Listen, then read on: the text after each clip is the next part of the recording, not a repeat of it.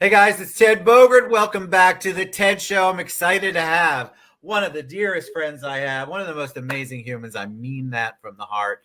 The one and only Tyler Gibson is here. We're going to talk about him, real estate, family, and his new podcast, Leads and Leverage, the Team Leader Lounge. Welcome, Tyler. How you doing, buddy? Thanks, Ted. I'm doing great. Thanks for having me here.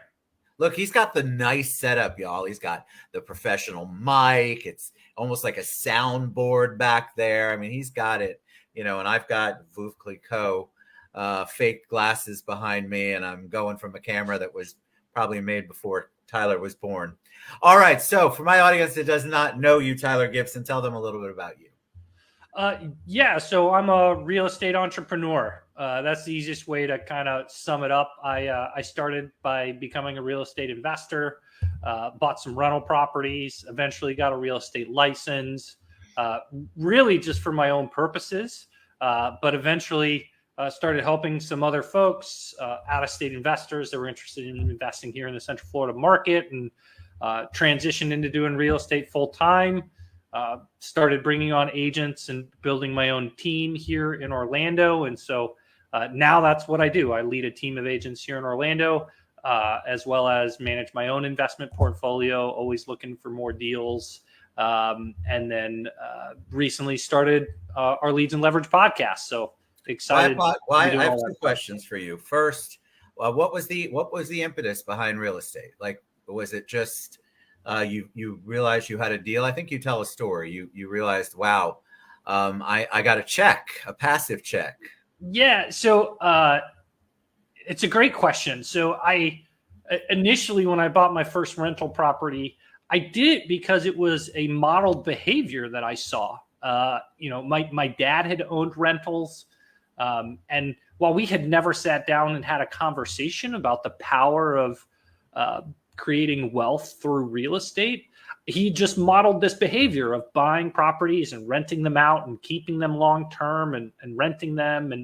And so, once my wife and I had gotten kind of settled in our careers, and we were living below our means and we were saving money, I just thought, I should buy a rental house, right? It's what my dad was doing. It seemed like it was working for him.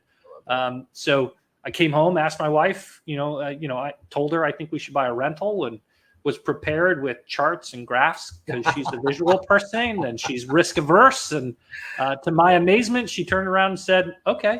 And I didn't have to pull out anything, which is good because I wasn't really prepared to try to back up my position. But reached out to our realtor at the time, Jen Carlisle, who's one of the top agents here in Orlando. I love Jen Carlisle. And told her, we want to buy something within 2 miles of where we live, and gave her some details. And I think we looked at a total of 3 properties before finding that first one, and were able to purchase it.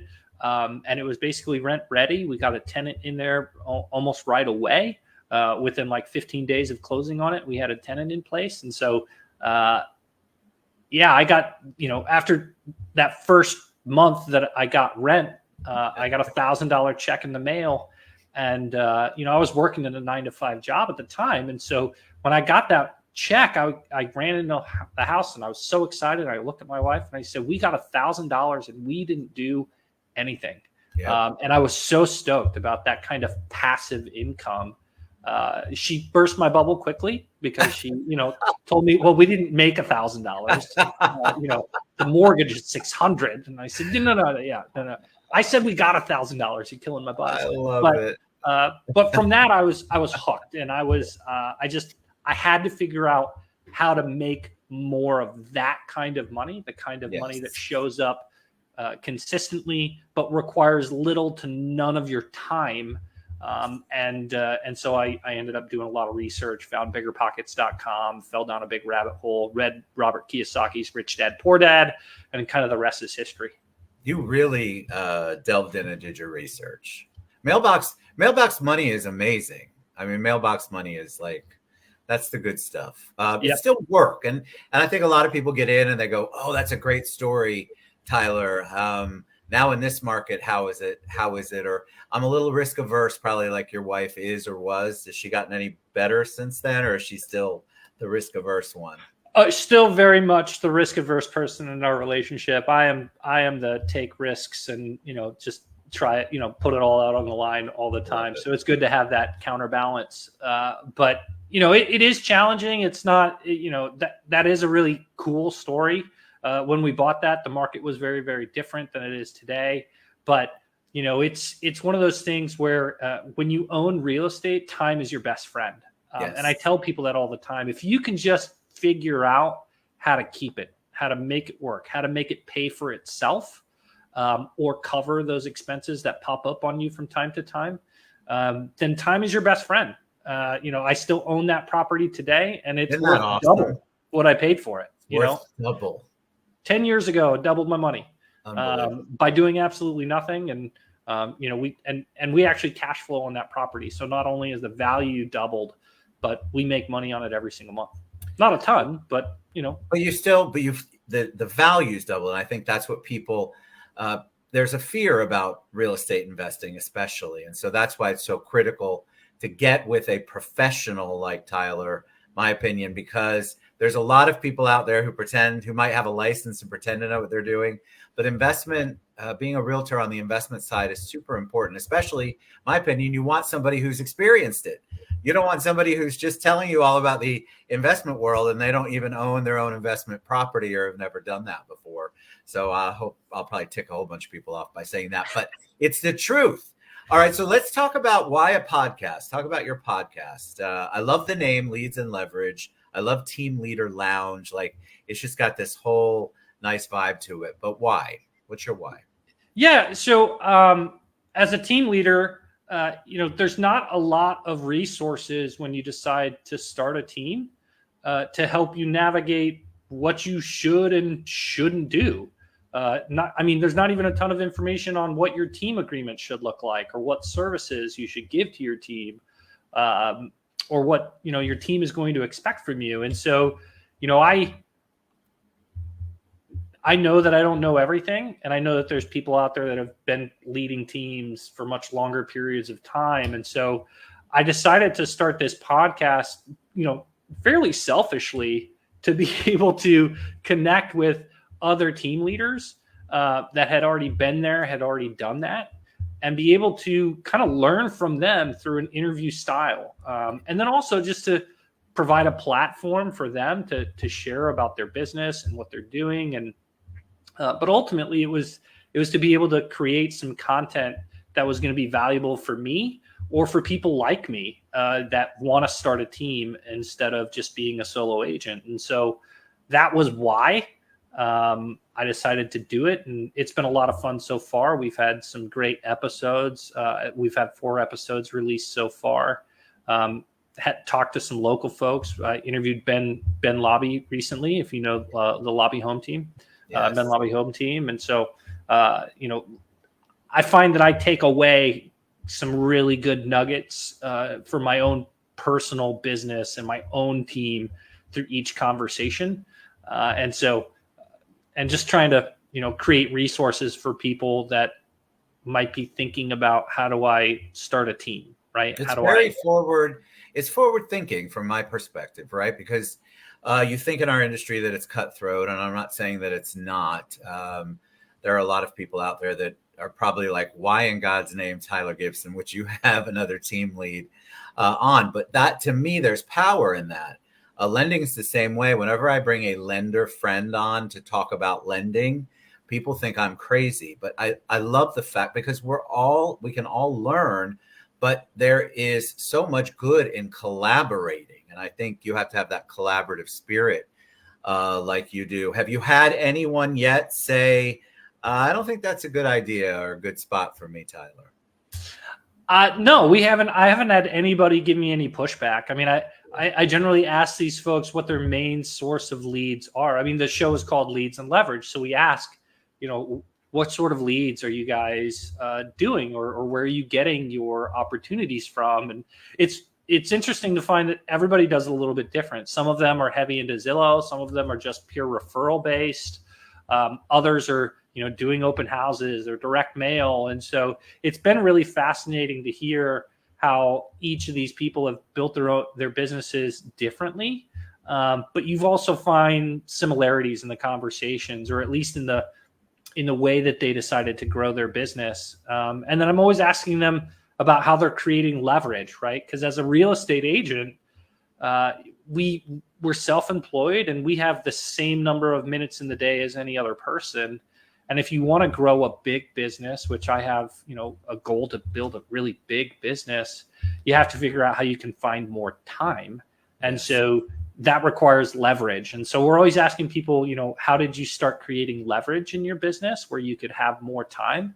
And then how are you finding more leads? And so I found people to be very open to talking about their journey, what they hired first, and their approaches, which is refreshing. And I think team leaders in particular, they do have more of an abundance mindset. Agreed. Because at the end of the day, they're going out and they're spending their own money to generate these opportunities, and they're giving them away oftentimes to their team members. And so you have to have an abundance mindset if you're going to do that, right? You have to think that there's more than enough business to go around, and I'm going to get my share because I'm going to do the hard work. And so, that's part of the reason why I focused on talking to team leaders, because they're more apt to tell you what works. Right. Well, they're collaborative like you. I mean, I feel like you're right. There's a spirit. They've already got that, like you said, the abundance mindset. So they're already realizing they have a lot more mouths to feed. There's a lot more to it, because as you're building your team, there's a whole rationale, obviously, behind that. And a lot of these solo realtors come to a team and think, all right, here are the things I'm looking for. And leads of some kind are almost always on the table and on their minds. How they get those leads and what they do with them is really, to me, the strength of the team leader. The team leader really kind of sets the tone for that. What do you do? What do you do specifically with your agents? Yeah, so I mean, my team's a little bit different than some of the teams that I've talked to. We don't do internet leads. We don't generate a ton of those. We do have one lead gen source that we've been pretty consistent with from the beginning, but it's specific to real estate investors, and it's extremely niche.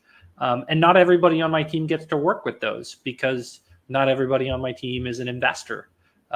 We have some folks on the team that are investors, and they specifically get to work with those folks, because I think those investors, they do want somebody that's been there, that's done that, that not only speaks from theory, but from practical experience. And so we do that. But my team's a little bit different, because I'm focused on teaching the people that come to join me how to generate their own business, how to leverage the relationships they already have, how to find properties they can do open houses in, and really trying to show them how they can build a business with no or low cost techniques. And of course, if they want to get into doing internet leads, I can point them in certain directions. We can build out systems for them.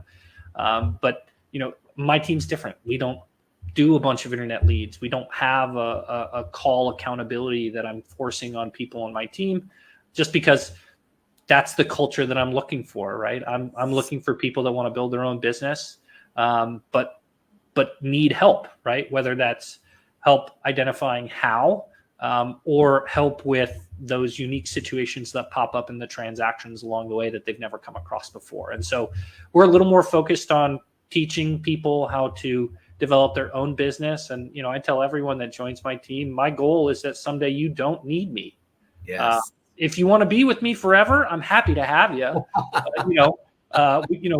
We love doing it as a group, as a collective, but my goal is that you don't need me, right? That you've got your own successful business, and I've helped you build it for yourself, because of lots of reasons. It's just kind of how I'm wired, right? So that, as far as specifically what we offer to my team members, we have lots, we've got some training material about how to do effective open houses. We do have a I have a coach who's got 30 years experience in real estate that specializes in for sale by owners. And so, we don't let everybody participate in that program. It's kind of, dedicated to one person in a particular market, but we will train somebody how to use his methodology, and he will actually help close some of those deals or get those listings signed. And so those are two of the things that we do for our team members. In addition to that, I don't want anyone on my team to do paperwork.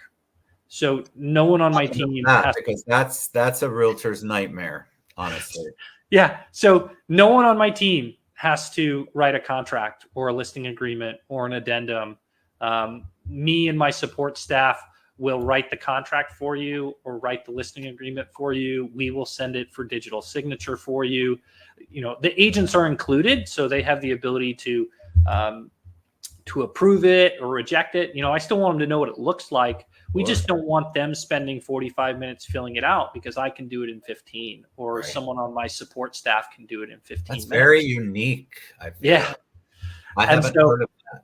Yeah. And in addition to that, we have a transaction coordinator that's a part of our team.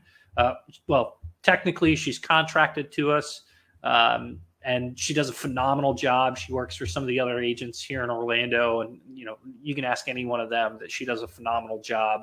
But she handles everything from contract to close, and really creates that consistency in the sales cycle that buyers and sellers are looking for from a communication standpoint. Once you're under contract, there's so many moving parts and pieces. There's up to 6 people involved in that transaction at that point, between title and lenders and buyers and sellers and listing agents and selling agents. There's just so many people involved that she becomes the center hub of communication and sends out weekly updates on Monday morning, telling our clients what happened last week, what's coming up this next week.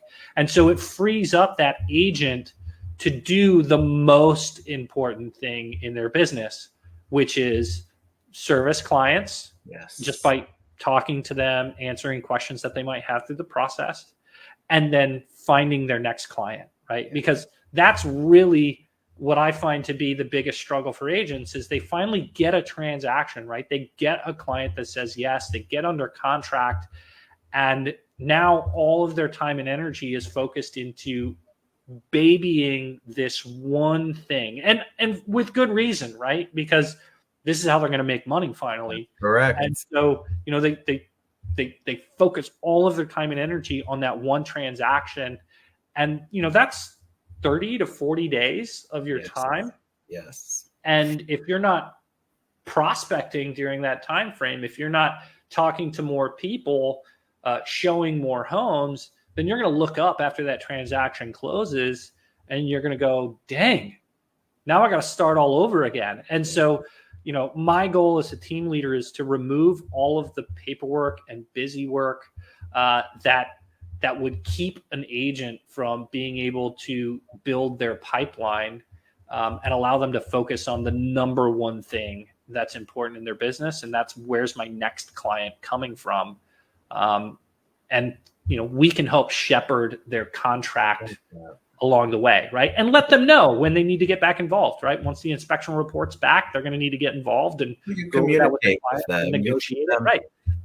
You keep them abreast. I'm as I'm listening to everything that you do, and I know you have a team that helps you do it, but I know that you're at the helm of that. What's work-life balance for you?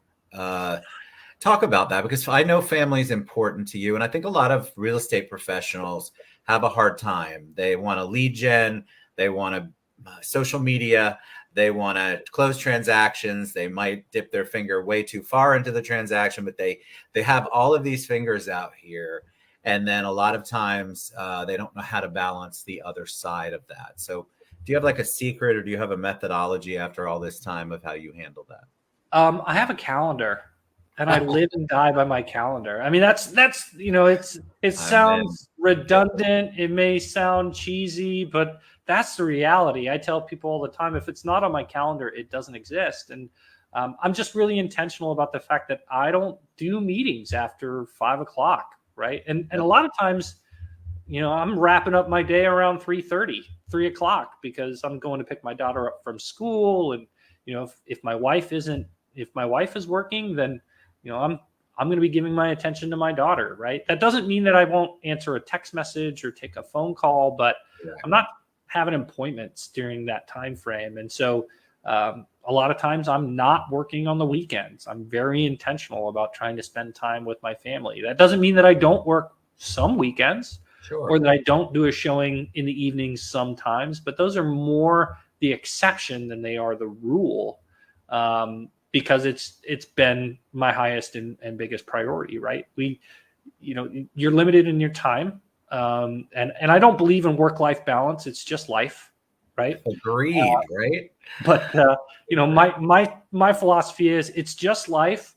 I'm gonna prioritize the things that are most important to me. So family and my daughter and my wife, and then I'm gonna fit everything else around those priorities. And so that's been kind of the way that I've approached it from the get-go, is just knowing that my family is the most important thing.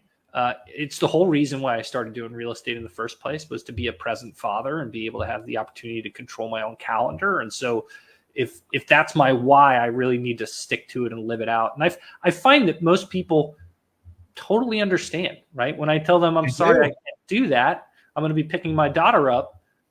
They go, okay, I understand. Yeah. And, sometimes I'll say, I could do that, but I'd need to have my daughter with me if that's not a problem. And I've never had anybody say, oh no, that doesn't work for me. I've heard stories of clients giving, parents a hard time because they bring a child with them to a showing or what have you.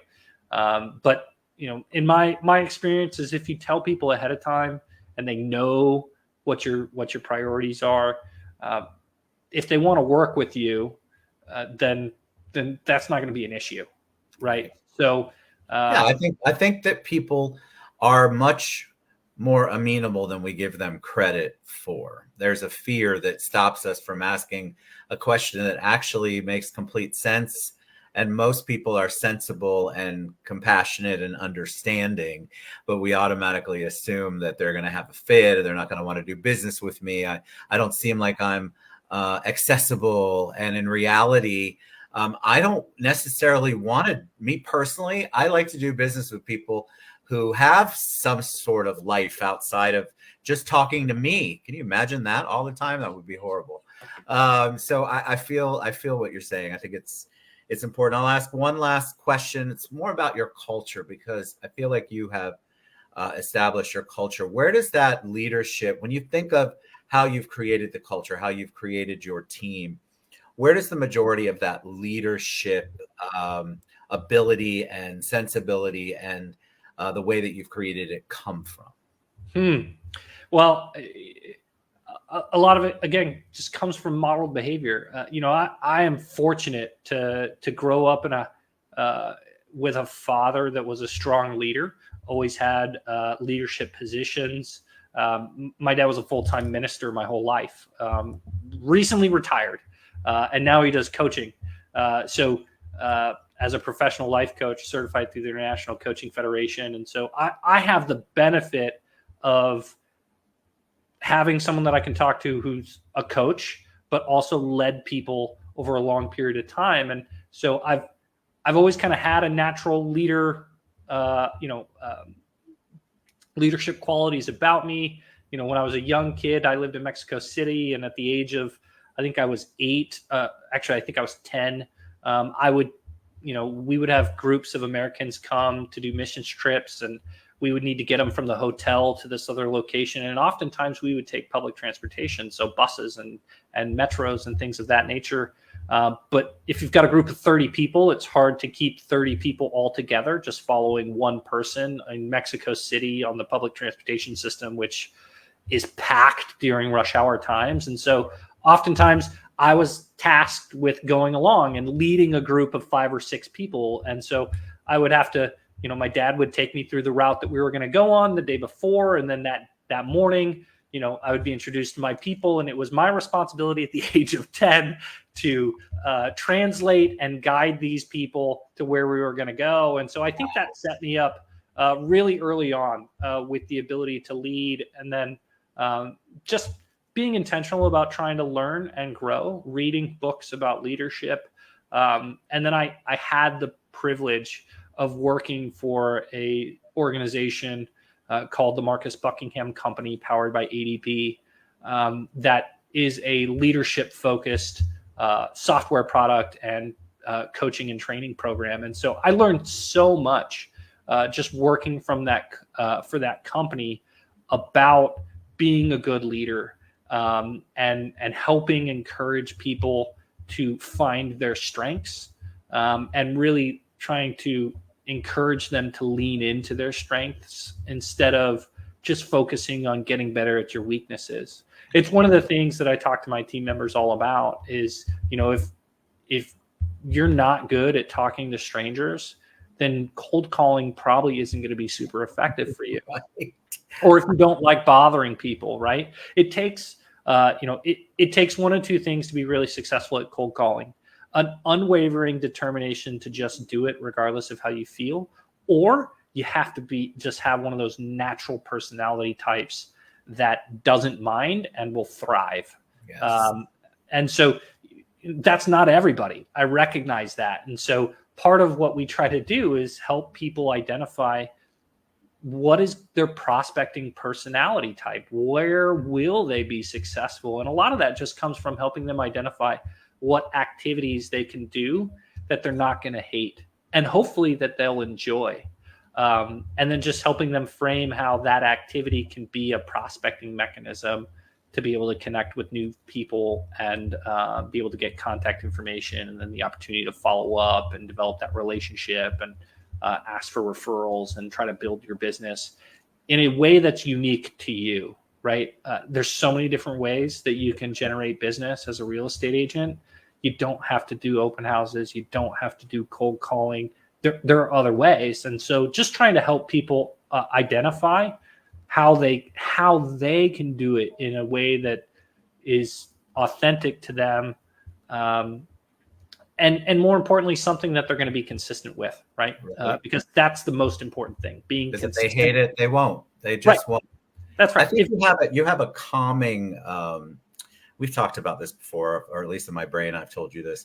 You have a calming presence. So that's such a great thing to leadership, because that's a listening skill that you have. And I think a lot of times I absolutely believe that people who get forced into something that they absolutely hate, it will be almost impossible for them to be successful at it. And they're going to hate it every step of the way, even if they are successful in one way, shape, or form. And I love that you set that up and actually listen to your team members. I've seen it in play. So I think that's awesome. All right. So how can they reach you? What's the best way? I could talk to you for hours, but I do want people to reach out. I want people to be able to find you and the podcast. Yeah, sure. So the podcast is on all the podcast channels. You can get on Apple Podcasts, Spotify, wherever you listen to your podcasts. Just look for Leads and Leverage, Team Leader Lounge. You'll be able to find it. You can also see the videos of these on YouTube, real_Tyler Gibson on YouTube. You can follow me on Instagram, real_Tyler Gibson, Facebook, real.Tyler Gibson. Or people, if people want to talk, or if you're a team leader and you'd like to come on the show, you feel free to reach out to me. My phone number is 407-590-9858. And lots of different ways you can get a hold of me. Of course, they can go to the website, gpghome.com, and all of our contact information is there as well. Thank you, my friend. I enjoyed it. You're an inspiration. I mean that. I mean that from the heart. I think it's so important for leaders, team leaders. It doesn't matter what you're leading, to have that kind of approach. And I think people throw around the word culture a lot. And as we both know and have experienced, that it's just a word. A lot of people don't know how to really create that. And I feel like you have done that. And that just shows in this whole collaborative project, your podcast project, the collaborative spirit. So thank you. I appreciate you. You all reach out to Tyler. He's just as amazing in person as he is on the show. Thanks for being here. We appreciate you guys. Reach out to Tyler anytime. If you can't find him, I'll get you to him. All right, everybody. We'll see you soon. Bye-bye. Bye.